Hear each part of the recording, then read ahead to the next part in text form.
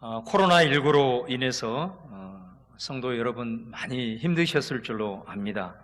제가 여러분의 그 마음을 어떻게 다 헤아릴 수 있겠습니까마는 여러분에게 하나님의 위로가 함께 하시기를 바라고 이 또한 지나가리라 라는 찬양의 고백처럼 이 모든 것들이 다 넘어갈 줄로 믿습니다.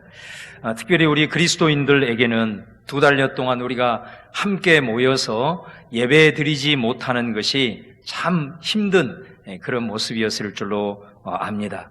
우리가 여러 가지 상황적인 어려움도 있었지만은 이런 영적인 이런 고통도 함께 겪는 그런 기간이 아니었나 싶습니다. 사실 우리가 보고 있는 이 에스겔의 말씀을 받고 있는 이스라엘이 바로 그랬습니다. 나라가 망하고 또 왕을 비롯한 많은 백성들이 바벨론 포로로 끌려갔습니다. 나라가 망한 것도 서러운데 자기 고국에서 살지도 못하고 이방 나라로 끌려가서 거기에서 참 노예처럼 그렇게 비참하게 노동을 하면서 살아간다는 것 생각만 해도 정말 끔찍한 일이라고 할 수 있겠지요. 육체적인 고통도 참 힘든 고통이었지만 이스라엘에게 있어서는 더 힘들게 한 것이 뭐였냐면 예배를 드리지 못한다는 것이었습니다. 여러분, 이스라엘의 특징이 뭡니까? 이스라엘은 나라가 세워지기 전부터 광야에서부터 항상 성막을 중심으로 살던 그런 민족입니다. 가나안 땅에 들어갔을 때는 성소를 중심으로, 그리고 솔로몬 성전이 세워진 후로는 성전을 중심으로 항상 그곳에서 하나님 앞에 예배하면서 그것이 그들의 삶의 목적이어 그렇게 살아왔던 민족인 것이죠. 그런데 그들이 나라가 망해서 성전도 이제 더 이상 재건도 할 수도 없는 예배를 드리지 못한 이 상황은 아마 이스라엘 백성들에게는 죽는 것보다 더 힘든 일이었다라고 할 수 있습니다. 저의 경험으로 봤을 때도 제가 이 마음을 조금이라 헤아릴 수는 있겠습니다. 저도 1년 동안 아프리카에 살면서 그 선교사님이 완전 빈민촌에서 교회를 개척해서 사역을 했기 때문에 거기는 영어도 통하지 않는 그런 곳입니다. 그래서 주일 예배를 드리는데 아프리카 사람들은 보통 2시간, 3시간을 드립니다. 찬양하고 기도하고 말씀 듣고 또 찬양하고 기도하고 거의 한 2-3시간을 그렇게 하는데 저는 완전 기머거리인 거죠. 말도 한마디도 못하는 벙어리입니다.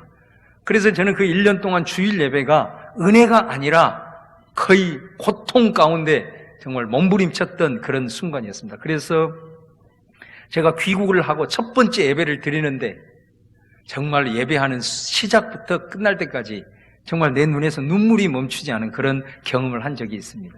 그러면서 제가 정말로 내가 우리나라 말로 예배할 수 있다는 것이 얼마나 큰 은혜인가라는 걸 그때 아마 크게 깨달은 그런 경험이 있습니다. 뭐 그런 경험이 있지만 이 이스라엘 백성들이 지금 당하고 있는 이 영적인 황폐함에 비하면 그거는 아무것도 비할 바가 없겠죠. 더 이상 성전이 무너져서 고국이 아닌 그곳에서 성전도 재건할 수 없는 정말로 삶의 목적과 중심을 잃어버린 그런 상실감은 정말로 말로 표현할 수가 없는 거죠. 그런 이스라엘에게 하나님께서 에스겔을 통해서 회복의 약속을 주십니다. 그 새 언약의 말씀을 하시고 하나님께서는 바로 이어서 40장에서 에스겔 끝나는 48장까지 성전의 회복에 대한 그런 비전을 에스겔을 통해서 주시는 것을 보게 됩니다. 여러분, 이거는 뭐를 의미하느냐면 회복에 있어서 가장 중요하고 가장 우선적인 것은 바로 성전이 회복이 되는 것이다. 성전을 통해서 올려드리는 예배 회복이야말로 우리의 모든 영적 회복의 가장 기본이 되는 것이고 가장 우선이 되어야 된다는 것을 보여주는 것입니다. 그렇다고 한다면 여러분, 성전을 회복한다는 것이 무슨 의미겠습니까? 물론 때가 되면 이 무너졌던 성전이 다시 수축이 된다는 그런 의미도 있겠지만은 단순한 그런 의미를 훨씬 뛰어넘는 영적인 의미를 갖고 있는 것입니다. 성전이 회복된다는 것은 여러분, 하나님의 영광이 성전 가운데 임하는 것을 의미합니다. 여러분, 우리가 이 말을 들으면 당연한 것처럼 생각합니다. 에스겔이 똑같이 생각했어요. 에스겔도 하나님의 성전에 하나님의 영광이 임하는 것은 지극히 당연한 것으로 생각을 했던 거예요. 그러나 에스겔이 하나님의 그 영광이 성전에서 떠나는 것을 에스겔이 직접 환상을 통해서 보았습니다.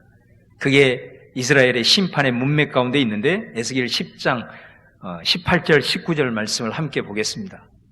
여호와의 영광이 성전 문 지방을 떠나서 그룹들 위에 머무르니 그룹들이 날개를 들고 내 눈 앞에 땅에서 올라가는데 그들이 나갈 때에 바퀴도 그 곁에서 함께 하더라.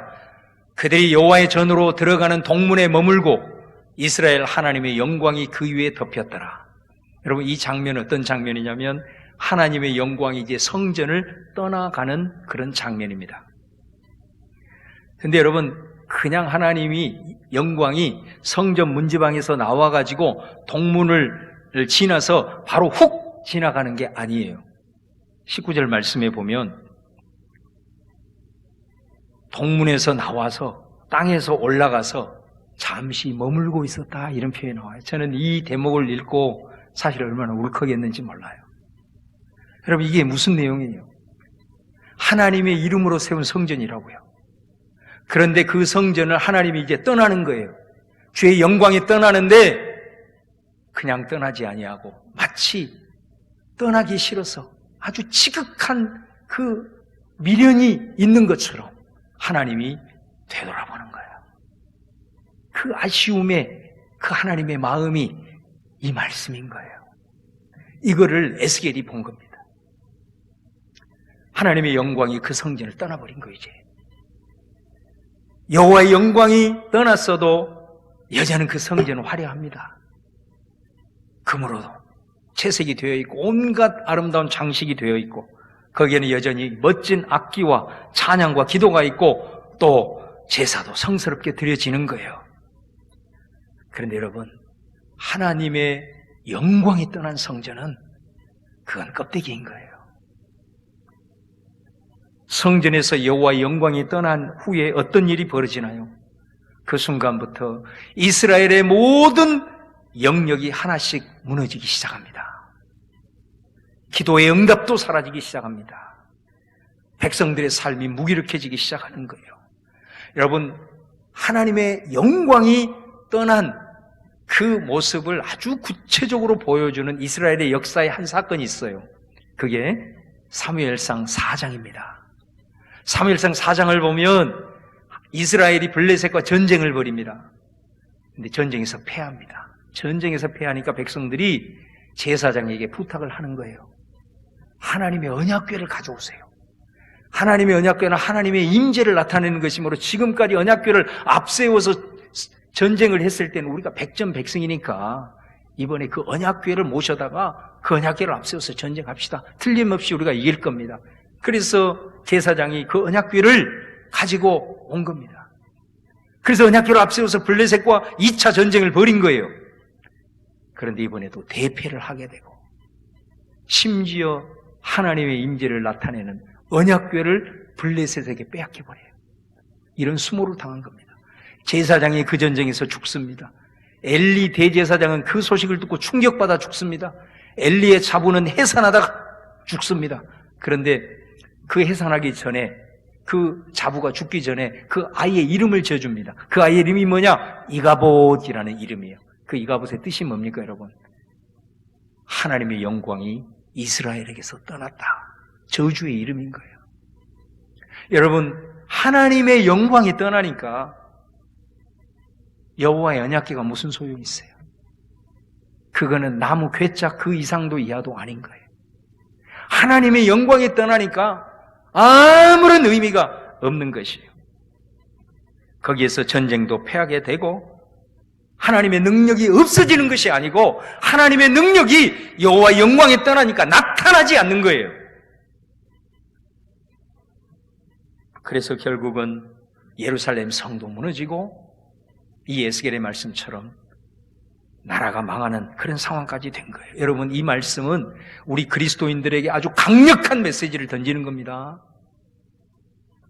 이번 금요일에 우리 다니엘 기도의 원데이 그 모임을 했습니다. 우리 성도들이 함께 참여해서 기도했는데 그 강사로 오신 분이 이런 간증을 했어요. 그분은 이단에서 20년 동안 지내다가 그것이 잘못된 것을 깨닫고 거기에서 나왔어요. 그러니까 이단에서 나왔는데 20대부터 시작을 해가지고 이분이 육사 출신인데 자기의 전부를 그 인생의 황금기에 그 잘못된 이단의 모든 것을 다 드린 거예요. 그래서 이제 그 잘못된 것을 깨닫고 나왔는데 그 상처가 말로 표현을 못하는 거죠. 내 인생 누구한테 보상을 받냐 이거예요. 그게 트라우마가 되어가지고 견딜 수 없는 아픔에 너무나도 힘든 고통의 시기를 겪은 거예요.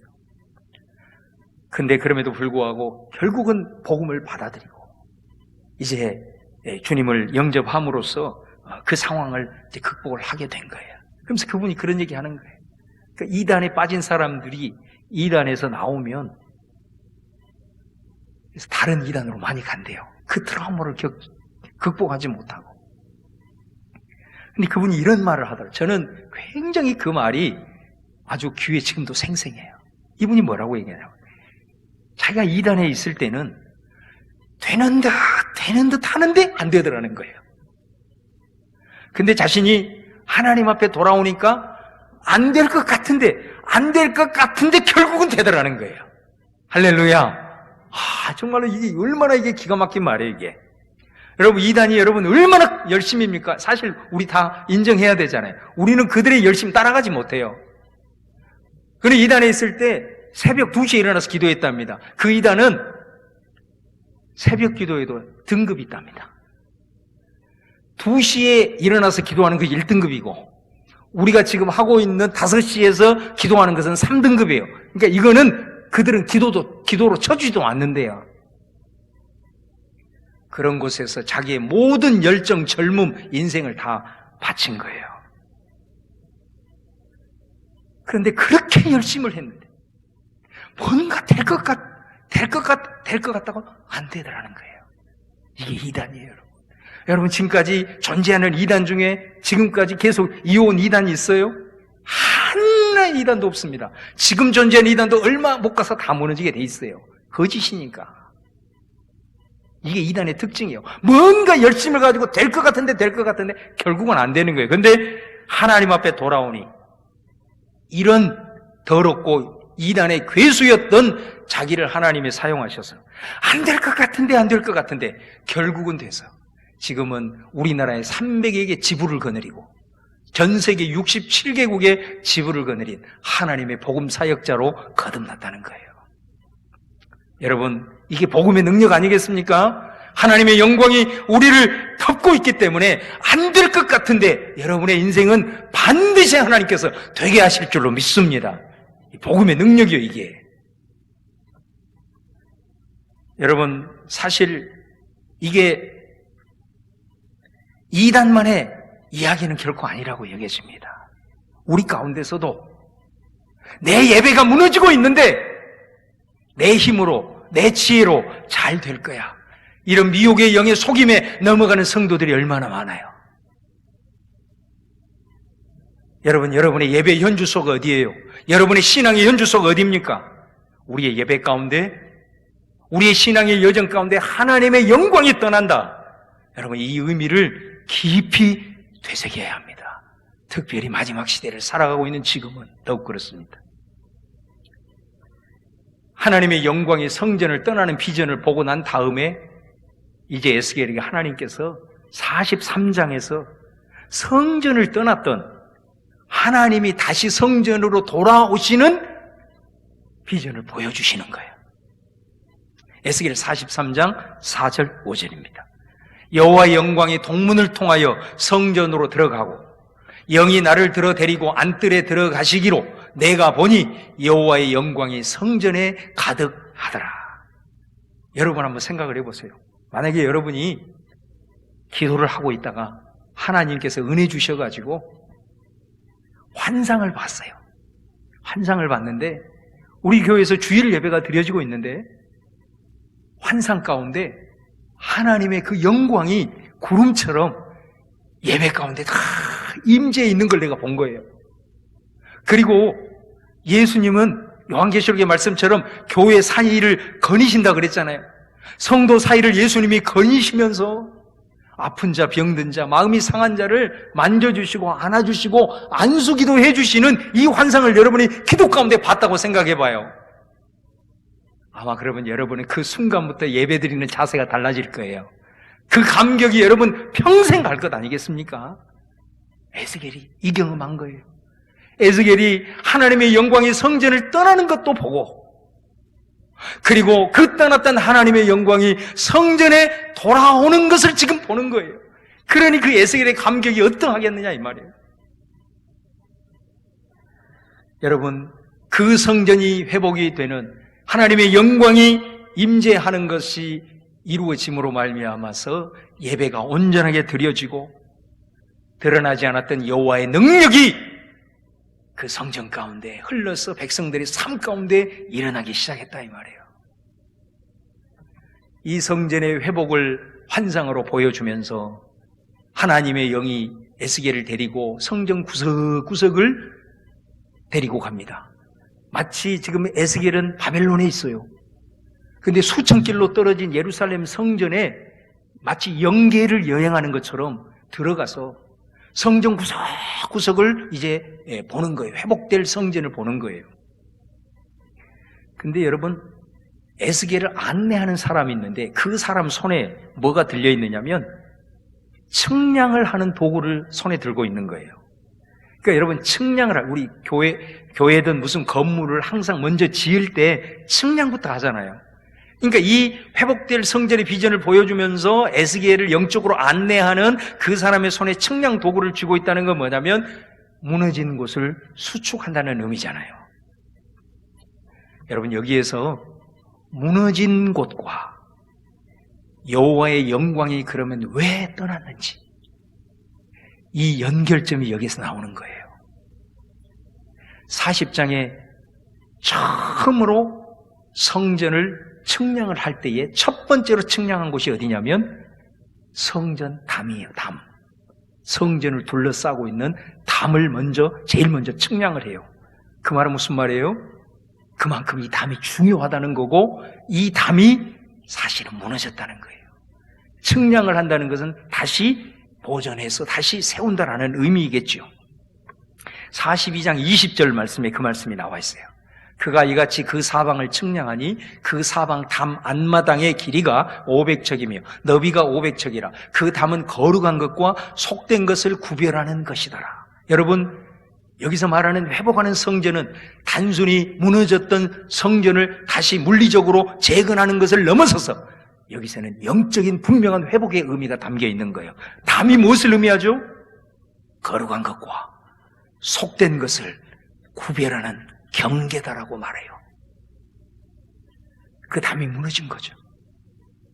어떻게 무너졌느냐? 이 담이 무너진 것에 대해서 하나님이 그 환상을 통해서 여행을 시켜주면서 말씀을 직접 하십니다. 43장 8절 9절입니다. 그들이 그 문지방을 내 문지방 곁에 두며 그 문설주를 내 문설주 곁에 두어서 그들과 나 사이에 겨우 한 담이 막히게 하였고 또 그 행하는 가증한 일로 내 거룩한 이름을 더럽혔으므로 내가 노하여 멸망시켰거니와 이제는 그들이 그 음란과 그 왕들의 시체를 내게서 멀리 제거하여 버려야 할 것이라. 그리하면 내가 그들 가운데 영원히 살리라. 여러분, 이 말씀이 무슨 말씀이죠? 성전과 왕들이 사는 왕궁 사이에 담 하나가 있다는 거예요.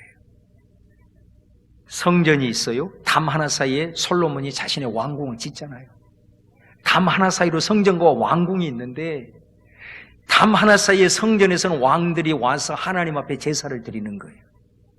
그런데 담 하나 넘어서서 자기의 왕궁에서는 무슨 짓을 하느냐? 온갖 음행을 저지르는 거예요. 그리고 영적인 음행에 빠져서 이방 신상을 왕궁에다가 세우고 그것을 제사 드리는 거예요. 뿐만 아니라 권력의 다툼을 통해서 수많은 피를 흘리는 일들을 하고 있다는 거예요. 담 하나 사이를 두고 이쪽에서는 거룩하게 예배드리고 이쪽에서는 그 일을 하고 있었다라고 하나님이 에스겔에게 지금 말씀하고 있는 겁니다. 왕들이 그랬으니 백성들은 어떻겠어요? 백성들도 마찬가지인 거예요. 담 하나 사이로 담 안에 들어와서 하나님께 예배하지만 담 밖으로 나가서는 왕들처럼 다를 바 없이 서슴없이 그런 일을 하고 있었다라는 것을 의미하는 것입니다. 그렇다면 이 무너진 담을 측량함으로 수축을 해야 된다는데 이것이 오늘 우리식으로 얘기하면 무엇을 의미할까요, 여러분? 이 담은 주일과 평일의 경계를 말합니다. 교회와 우리의 가정과 세상의 경계를 말하는 거예요. 그래서 이 담의 의미를 하나님께 설명하시면서 우리 식으로 얘기하면 이런 모습이죠. 주일에 교회에서의 너의 모습과 가정에서 평일에 세상에서의 너의 모습의 차이를 보라. 그런 말이에요. 차이를 보라. 그 차이가 적으면 적게 무너졌고 그 차이가 클수록 너는 완전히 무너진 것이다. 그 말씀인 거죠. 이 담이 무너져서 교회의 거룩성과 세상에 구별되지 못하고 세상과 다를 바 없을 때 여호와 영광이 떠난다는 거예요. 여호와 영광이 떠나면 그 순간부터 하나님을 알지 못하는 사람들로부터 우리는 조롱을 받게 되고 하나님의 이름이 더럽혀진다는 거예요. 이스라엘의 역사를 통해서 우리에게 말씀해 주고 있는 겁니다. 여러분, 좀 듣기 거부가지만은 우리 한국 교회 가운데 이 영적인 담이 견고하게 세워져 있을까요? 너무도 죄송하고 너무도 부끄럽습니다만은 보도를 통해서 목회자들의 성적인 탈선이 얼마나 많아요. 목회자가 그 정도면 성도들의 삶은 어떨까? 정말로 두려운 마음이 듭니다. 교회 안에서 분열해서 그것이 세상 법정으로 가요. 그 중심에는 뭐가 있어요? 돈이라는 우상이 있어요. 복음이 여러분 이념이라는 함정에 빠져서 세상을 선동하는 일에 일부 교회가 동원이 되고 있어요. 세상이 다 웃고 있어요. 담이 다 무너지고 있어요. 이미 속된 것들이 거룩한 것을 잠식하고 있어요. 이 세대를 보면서 과연 한국교회 가운데 우리가 드리는 예배 가운데 하나님의 영광이 머물러 있는가 생각을 하면 가슴이 먹먹해 오는 거죠. 그래서 하나님께서 예스겔에게 회복될 성전을 이전의 성전보다 더 높이 쌓아라. 그리고 더 견고하게 쌓아라 말씀하십니다. 40장 15절에서 말하고 있어요.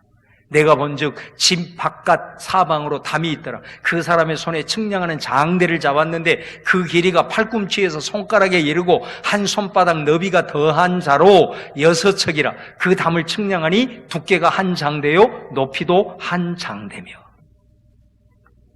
여기에 보면 이게 회복될 성전을 측량하는 겁니다. 이제 측량하는 도구가 나오는데 장대라는 도구가 나와요. 이게 뭐냐면 길이 45cm의 자라고 생각하시면 돼요. 근데 오늘 이 회복될 성전을 측량하는 장대는 기존의 45cm가 되는 장대보다도 손바닥이 더 길대요.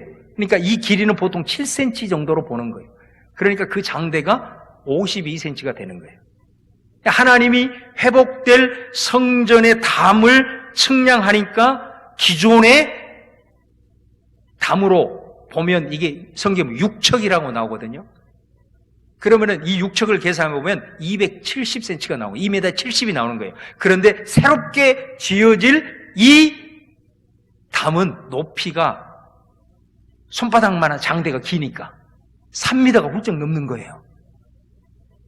그러니까 보통 지은 것보다 이전보다도 40cm 이상으로 높이 지어라 그런 말이에요.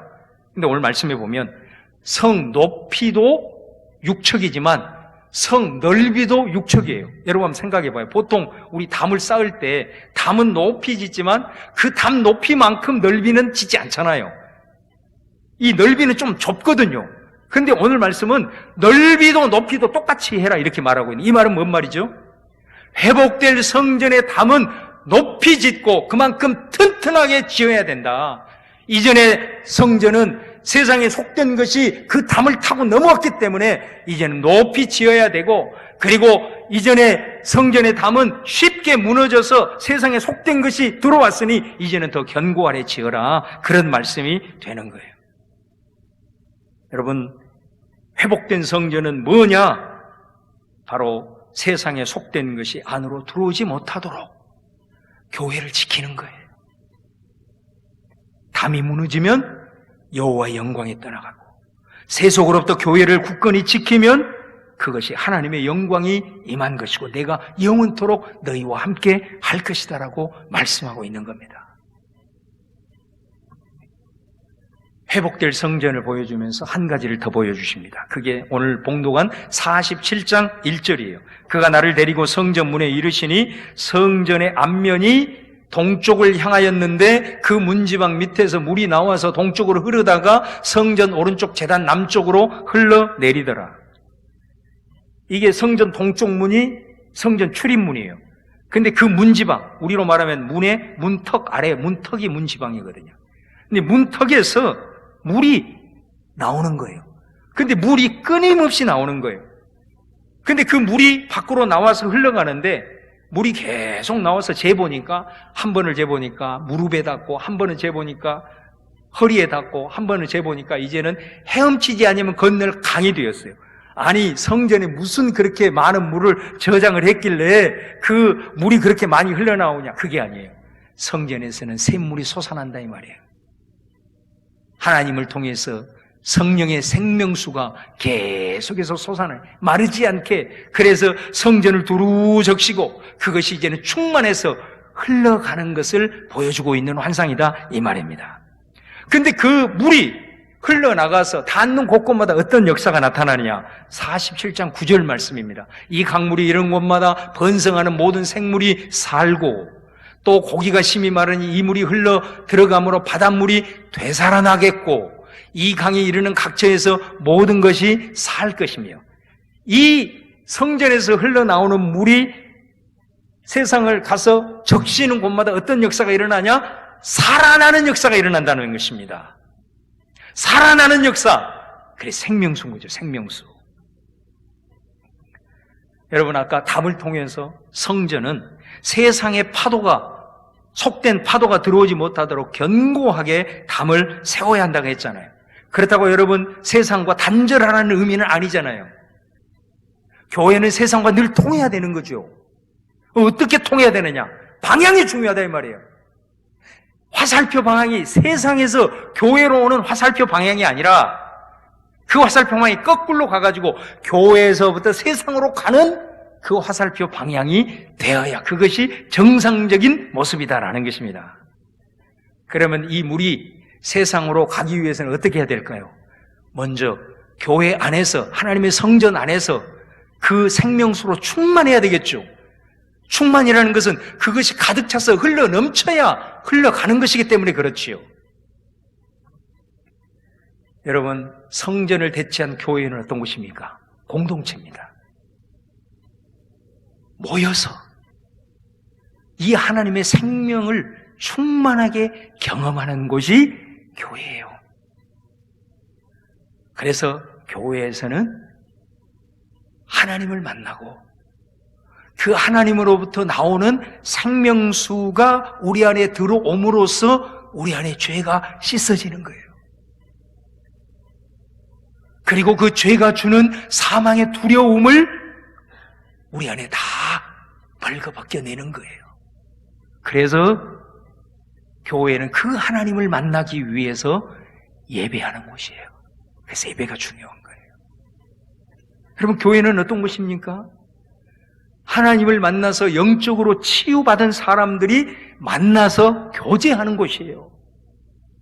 교제하는 곳입니다. 사람들이. 그래서 그곳에서 받은 은혜를 함께 나누고 그리스도의 십자가를 통한 하나님의 사랑을 깨닫고 그 사랑을 함께 서로 공유하면서 그 사랑을 경험하는 거예요. 함께. 그래서 그것을 충만하게 나누고 공유해야 그것을 흘려줄 수가 있기 때문에 여러분 사랑은 받은 만큼 흘려줍니다.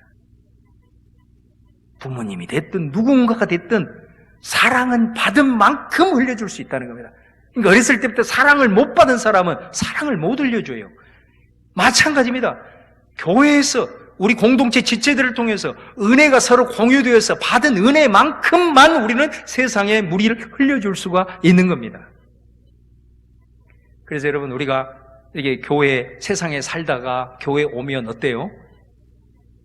세상에서 승리하고 감사한 부분들 우리 함께 나누면서 하나님 찬양하고, 또 그럴 때도 있지만 사실은 그런 경우보다는 세상에서 너무 그리스도를 위해 살다가 싸우다가 많이 힘들고 지치잖아요. 그런 마음들을 나누잖아요. 그래서 내가 무너졌던 모습들도 솔직히 나누고, 또 내 이웃들 가운데 정말 안타까운 이런 모습들, 이런 것들을 나누면서 우리가 함께 같이 모여서 안타까워하면서 그것을 위해서 같이 이렇게 기도하잖아요. 그러고 난 다음에 우리가 세상에 나가서는 어때요? 교회에서 은혜 받은 것들, 또 함께 교제하면서 또 서로 사랑하는 이 모습들을 이렇게 나누는 거거든요. 이게 흘려주는 거거든요. 근데 여러분, 개중에 이 반대로, 화살표 방향이 반대로 되신 분들도 가끔 있을 수 있어요. 교회에 와서는 세상적인 것들 자랑하는데 정신이 없는 분들이 계세요. 세상적인 것들. 물론 그거 자랑하지 말라는 게 아니야. 세상적인 것들만 자랑한다는 것은 하나님의 마음을 품고 살아가는 영적인 것들은 전혀 언급을 하지 않는다는 것을 의미해요. 그리고 교회에서 세상으로 나가서는 교회 험담을 하는 사람이 있어요. 이게 우리 신앙으로 얘기를 하면은 고속도로에서 역주행하는 거거든요. 이건 아니잖아요. 또 교회는 어떤 곳이에요, 여러분? 하나님의 살아계심을 경험하는 곳인 줄로 믿습니다. 내가 이곳에서 하나님의 살아계심을 체험해야 그 하나님의 살아계심을 체험한 것을 밖에 나가서 증거할 수가 있기 때문에, 그래서 하나님의 살아계심을 체험하기 위해서 기도하는 거죠. 그래서 교회는 기도하는 곳이에요. 교회는 어떤 곳이에요? 사명을 발견하는 곳이에요. 왜 하나님은 나를 불러주셨는가? 왜 하나님은 나를 지금 거두어가지 아니하시고 오늘 또 내게 호흡을 허락하셔서 살고 있는가? 이 사명을 일깨우는 곳이 어디냐? 교회입니다. 그리고 그 사명을 감당할 수 있도록 충전하는 곳이 어디냐? 교회입니다, 여러분. 그래서 여러분, 교회는 말씀을 배우고 말씀을 묵상하는 거예요. 말씀을 통해서 잃어버렸던 사명을 내가 일깨울 수 있거든요. 그 사명을 깨달아야 내가 삶 속에서 내게 주어진 곳에 열정을 쏟아부을 수 있고, 그것이 흘러가야 내가 처한 일터와 내 삶의 현장에서 공헌을 하고 영향력을 미칠 수 있잖아요. 여러분, 이것이 성전 회복의 비전입니다, 여러분. 이것이 우리 교회의 비전이요 사명이 되어야 될 줄로 믿습니다. 사랑하는 여러분, 저는 이 여호와의 영광이 우리의 예배 가운데 충만하기를 원합니다. 우리의 교회 가운데 이 여호와의 영광이 충만하기를 주님의 이름으로 축원합니다. 담이 견고하게 세워지는 우리 성민교회 될 수 있기를 바랍니다. 문지방으로부터 물이 흘러나와 세상으로 흘러들어가기를 간절히 원합니다. 이것이 성전 회복입니다. 우리 하나님께서 우리 성민교회를 통해서, 그리고 우리 성민교회에 속한 우리 한 사람 한 사람을 통해서 이 회복의 역사가 반드시 이루어질 줄로 믿습니다. 저와 여러분이 그 주인공이 될 수 있기를 주님의 이름으로 축원합니다.